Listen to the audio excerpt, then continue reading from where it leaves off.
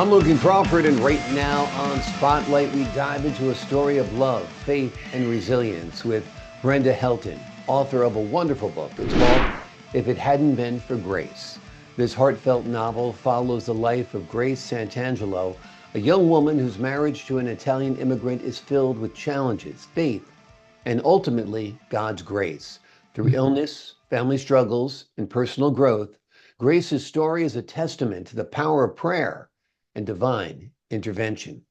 We're delighted to have this very talented author join us here today on Spotlight. We thank the team at Good River Print and Media for helping us put her in the spotlight today, and we ask viewers like you to support authors like her by subscribing to our channel and by purchasing her amazing book. The links are below this interview. Brenda, great to see you here today on Spotlight. Thank you. It's great to be here. This is such a great story. It's a novel, of course, but it's more than a novel. This is actually your family's story, right? That's correct. Tell us a little bit about the story behind the story of If It Hadn't Been for Grace. Sure. It is a true story about an Italian couple named Grace and Gio. And Grace was my maternal grandmother. The setting is in the Midwest, and it does span 40 years. 1918 to 1958. So it goes right through the Depression and the Prohibition years. And all the names in the book have been changed. Grace is a shy, innocent 15-year-old girl who helps run her family's boarding house.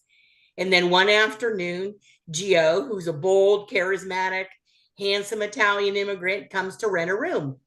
He's 8 years her senior. He's everything she's not. And of course, this draws her to him. They fall in love quickly, they get married, and after her third child, she gets very ill.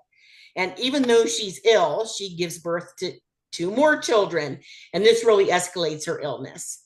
And Gio realizes that he's in over his head, being both mother and father to these children, so he calls his youngest sister in to come and live with them in the house to help out, and she does.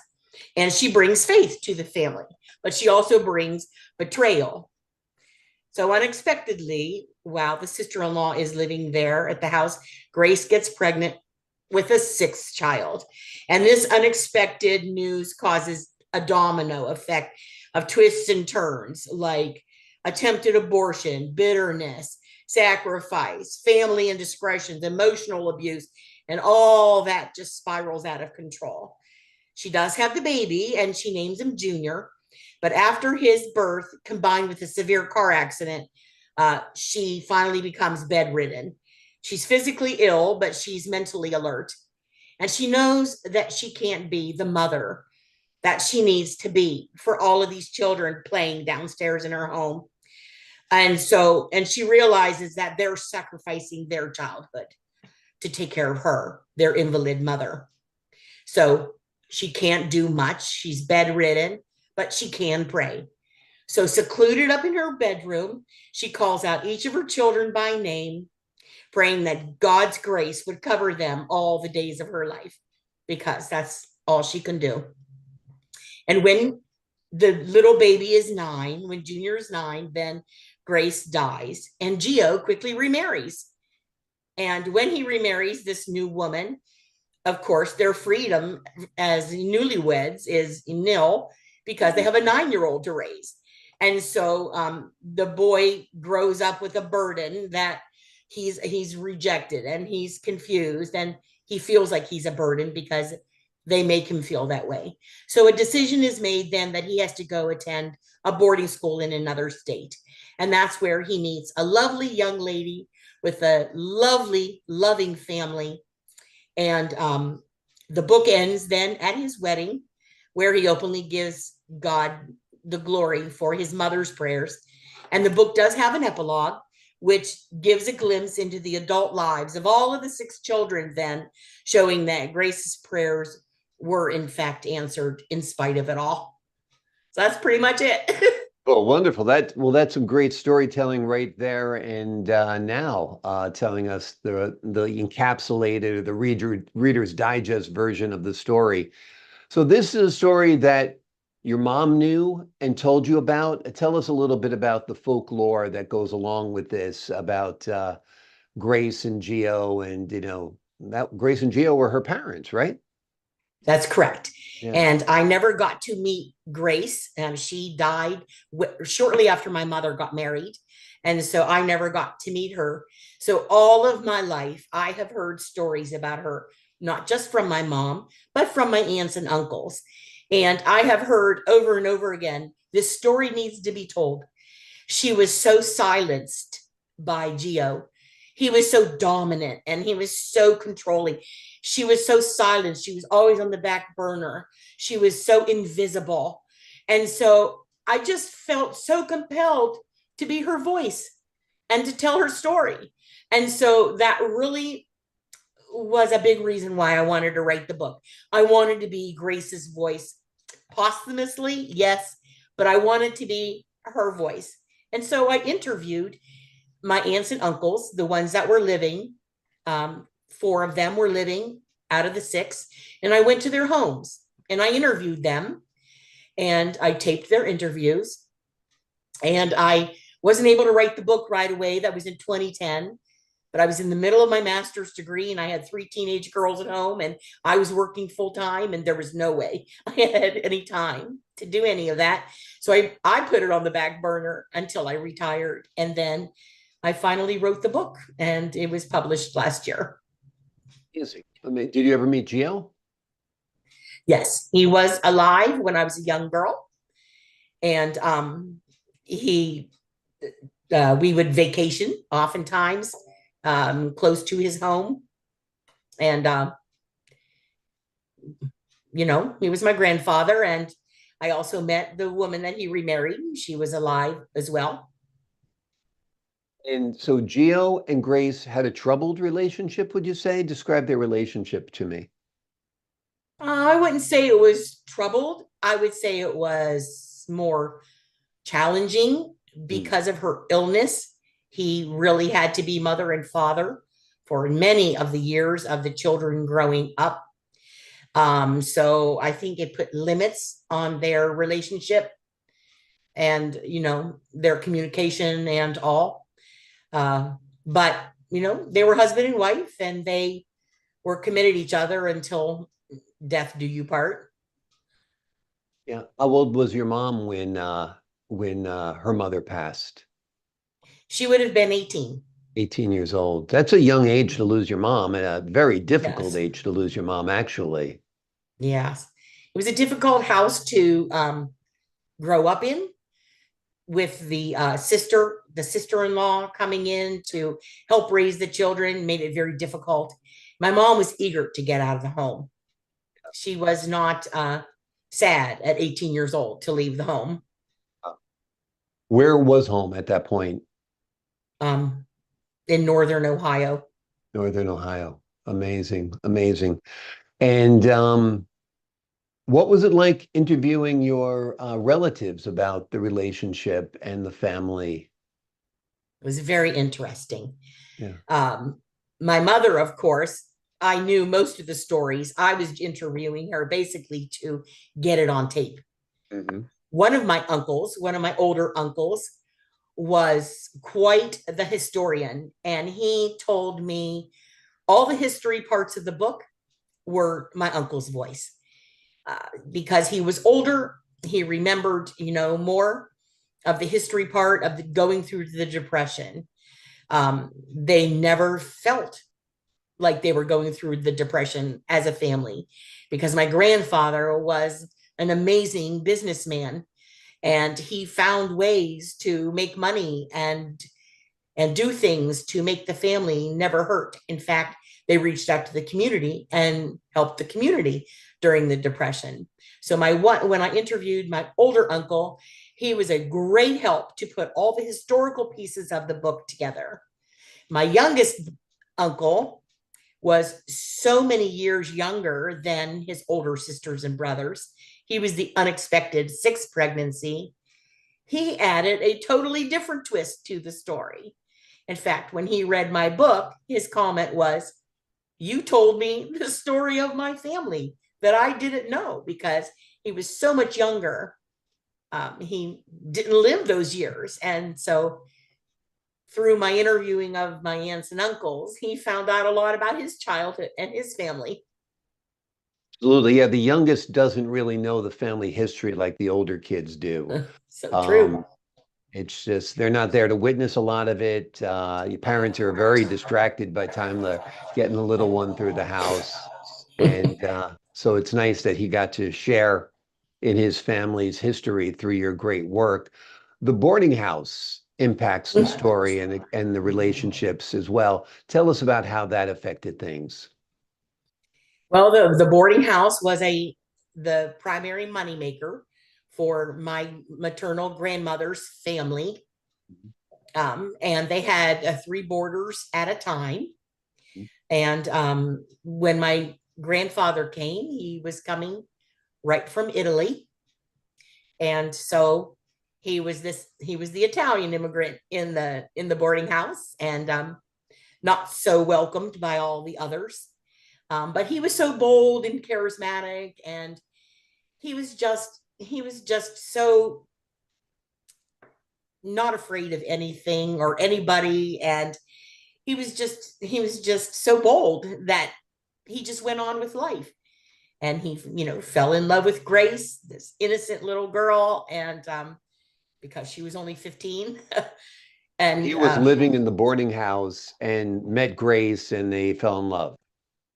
correct. And he was 8 years her senior. So he Yeah, was much more worldly wise than yeah. she was, growing up in this small town, helping her parents in the boarding house. So Yeah. it's an interesting way to meet someone. And the boarding houses were pretty popular that in that era. I know my grandparents had a boarding house also, Yeah. and during, I guess it was the same era more or less. And people would come, stay a while. People would sometimes just come by to get a meal during the Depression if they had no money. And my grandfather would feed them, and great grandfather, and so forth. So it's an interesting slice of life, an interesting part of our history, right? Correct. And Yeah. I know my great grandmother, Grace's mom, was an excellent cook.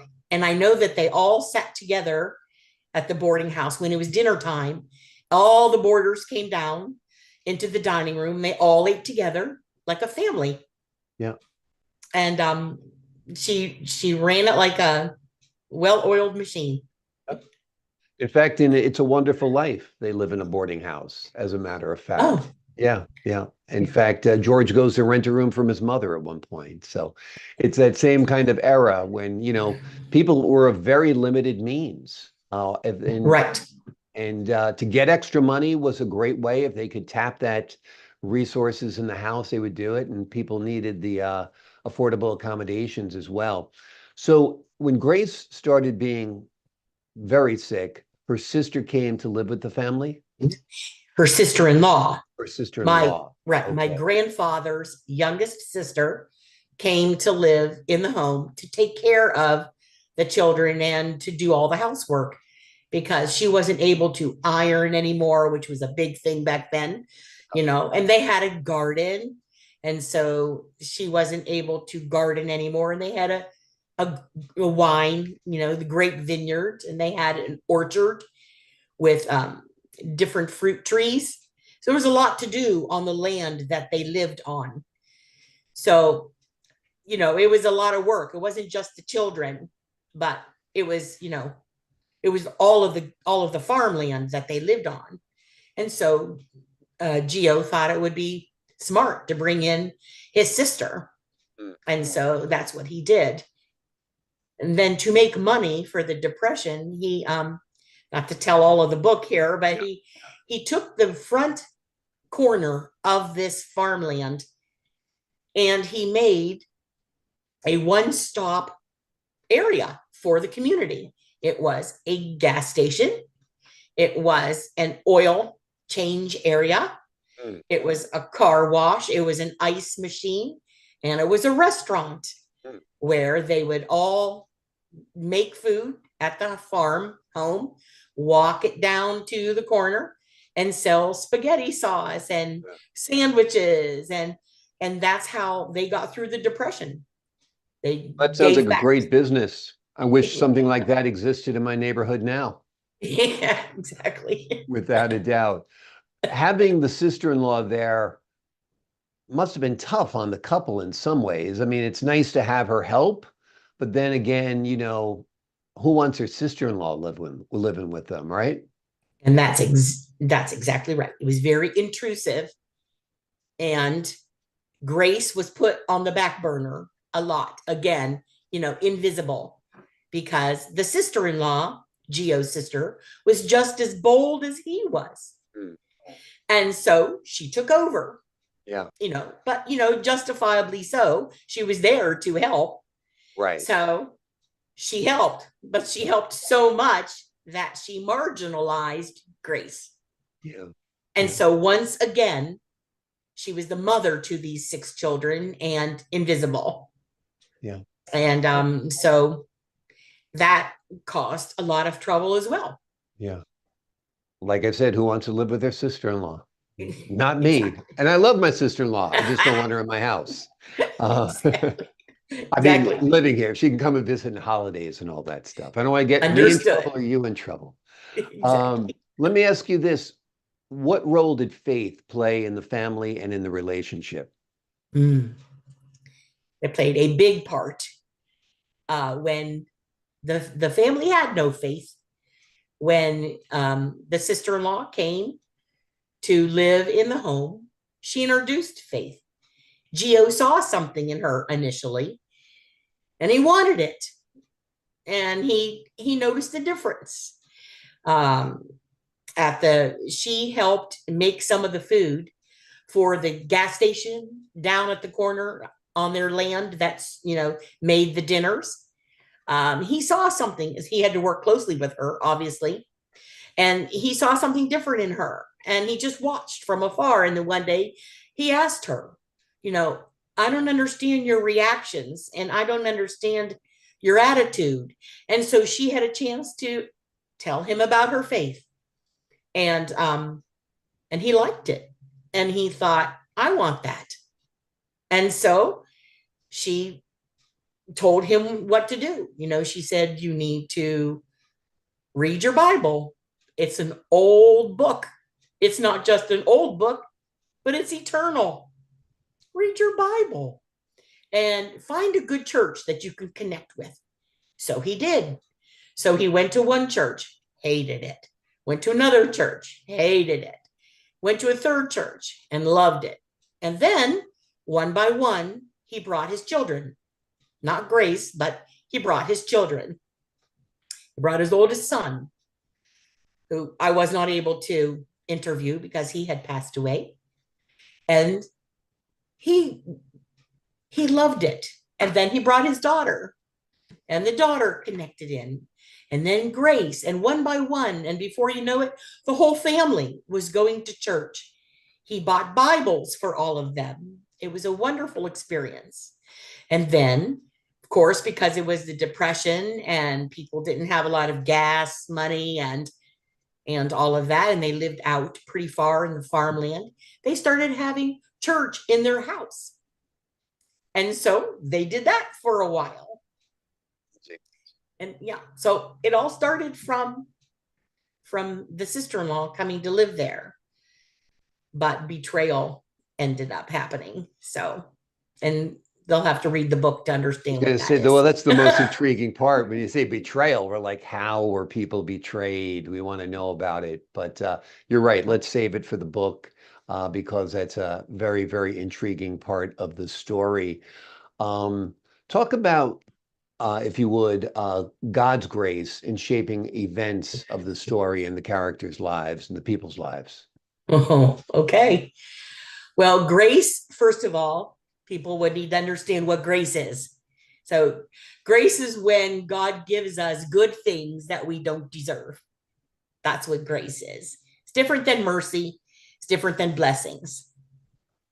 Um, so, when they started having church in the house, then they found out that, well, of course, Gio, being bold and controlling, assigned duties to his children, to be participants in this church service that they had at home. So the oldest boy was the preacher. And the next boy, the next son down, was the song leader. Mm. And the oldest girl was the prayer warrior. She was the one who was going to do all of the praying for the people, the sick people, the needy people, all of that. And so they literally developed into these roles that were assigned to them.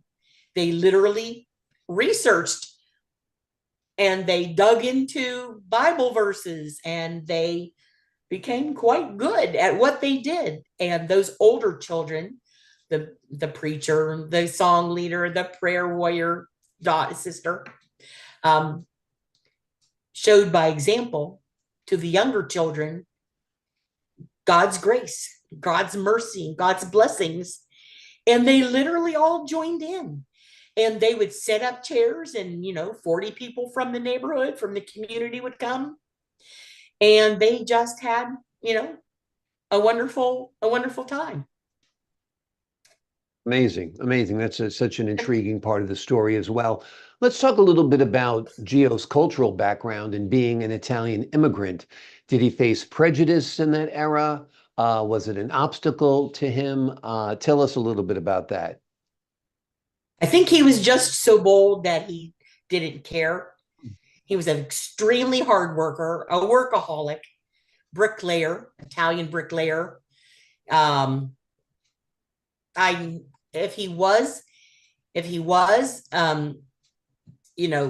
called out for being an Italian, I don't really think he would care. I think he would stand his ground. I think he was proud of his roots and where he came and his family. And he was certainly prosperous. He was a great businessman, very great business head, mind. I don't think he felt like he had anything to be embarrassed about. And I don't think he crumbled under any bullying. If there was any, I don't remember my mom ever telling me anything like that. And if there was, I don't think that he would have crumbled under it. I think he was pretty bold. Did you research his background as far as how he came to get to America? Not so much, because I wanted to start the story. I knew I wanted to start the story with him pulling up at the boarding house on his motorcycle. I knew that's where I wanted to start the story. And that's sort of like my writing style, where I write the first chapter. In fact, I was so eager to start this book that when I interviewed my youngest uncle who lives in the West, I wrote the first chapter on the plane flying home back to Cincinnati. I started right away. And, I don't know, it just went from there. I just went from relative to relative and put it all together. And